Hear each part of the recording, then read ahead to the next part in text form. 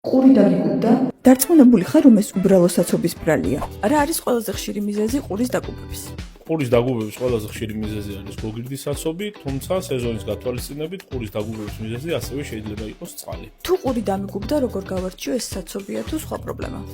ამისთვის, რა თქმა უნდა მიმართოთ კლინიკა ნიუ ჰოსპიტალსის ოტორინოლარინგოლოგიურ ცენტრს, სადაც ჩაგიტარდება სრული დიაგნოსტიკა. პირველ ეტაპზე ხდება პაციენტის ვიზუალურად დათვალიერება და შეფასება.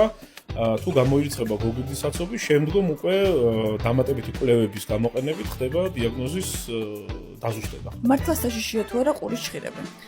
ყურის ჩხირების გამოყენება მართლაც საშიში არის, განსაკუთრებით პატარა ბავშვებისთვის, რადგან ხშირ შემთხვევაში ხდება ბამბის საფარველის დაზიანება და იმ პლასმასის ჯოხით გარეთ-სასმენი მილის დაზიანება ყველაზე კარგ შემთხვევაში, ყველაზე ცუდ შემთხვევაში შეიძლება დაზიანდეს დაფის აპკი. საცობის ამოღება მტკივნეული პროცესია?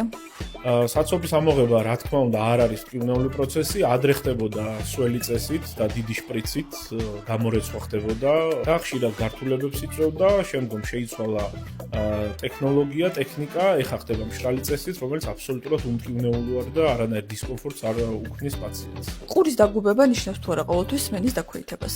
ყურის დაგუბება ყოველთვის სმენის დაქვეითებას არ ნიშნავს, თუმცა სასურველია ამ სიმპტომების გაჩენის შემთხვევაში პაციენტმა მიმართოს სპეციალისტს ზუსტი დიაგნოზის დასასმელად. როდის უნდა მივაკითხოთ ექიმს ოტორინოლარინგოლოგს?